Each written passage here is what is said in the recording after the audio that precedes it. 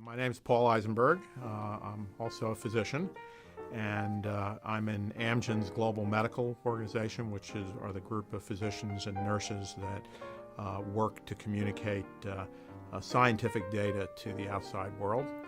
And I've been at Amgen now for a little over 12 years. Would you describe a typical day at your job, please? Well, there are no typical days in my job, but I think every day sort of brings new information that we may have from studies about some of our medicines. There may be questions that we're being asked from physicians, nurses, patients about the value of our medicines. We may be preparing for a meeting, an external scientific meeting. So every day I'm interacting with my teams who are involved in supporting all of the medicines that Amgen makes and sells. And we work on the problems that, or the issues they're facing, or the planning activities that are coming up for those teams. What do you find most rewarding about your job? Well, ultimately, the reason I became a doctor, which is to bring innovative therapies to patients. To me, what's most rewarding is the impact we have on patients' lives. And has that changed for you over the years? Honestly, no. I think it's why I went into medicine to begin with. I've been involved in many different positions in my career, really now over 40 years in medicine, and all of them, I think, have the same opportunity to make a difference for patients, and that always excites me. So it hasn't changed. Yeah. So when you were young, what did you dream of being someday? Well, I guess I always wanted to be a doctor. That was my father was a physician. He was a neurologist, and from when as far back as I can remember, I always wanted to be a physician. I always could see how much he enjoyed being a physician and impacting patients' lives. I got to be with him when he would be in the hospital or in his office. So for me, being a physician was always there. I'd say as I got a little older and I thought more about the science and other ways to be a physician and contribute in other ways, I probably thought about that as well. But being a physician has always been first and foremost for me. Who was or still is the biggest influence in your life? Well, I guess my first important influence is my father. He's no longer with us. So I think beyond that, I would say the other influences for me have been mentors throughout my career who, either my chiefs or department chairs or heads of R&D who I had close relationships with, all of whom were physician scientists. So I think throughout my career I've looked towards physician scientist leaders as mentors and inspiring me to do the same. What do you wish you had known before starting your profession? I think for me at the time, as my career was evolving, the most important things I wish I knew at that time were probably a little more about how quickly things could change. I was very science focused. So perhaps at times thinking about how quickly science would change and staying abreast of it. You almost wish you could go back to school at various points. When I was starting out at one point, I sort of wished I could go back and study cell biology again. But it's always looking backwards. At the time we were doing it, we were just learning. And all the things we take for granted now, we didn't know. What advice would you give students who think they want to enter a STEM profession?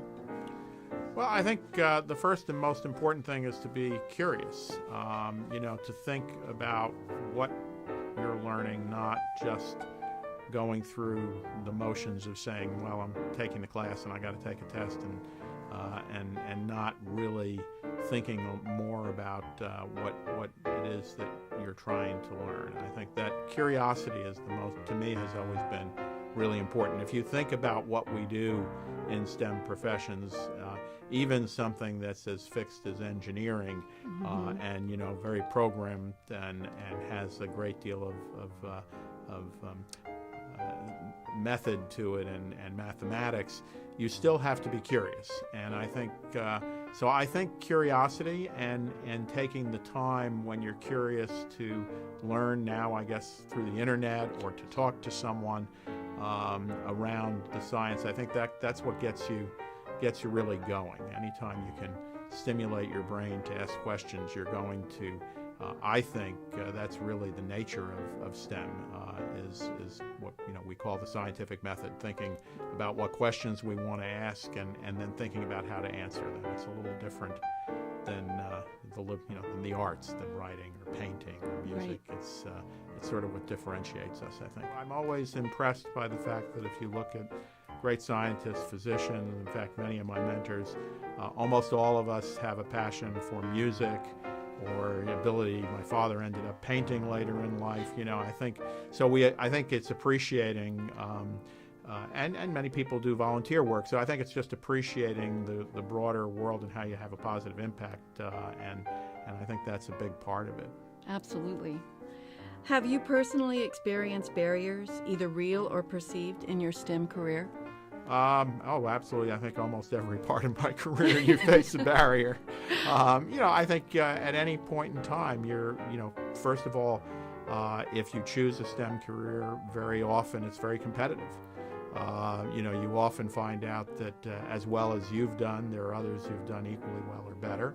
I think there's always a need to as we often say, roll up the sleeves and do some work. Yes. You very rarely will be competitive if you on your intellect alone. Mm-hmm. You have to work at that and communicate and write well. I think that's another component, learning how to communicate well. I was probably a little more shy than many people, so learning how to communicate was an important component for me.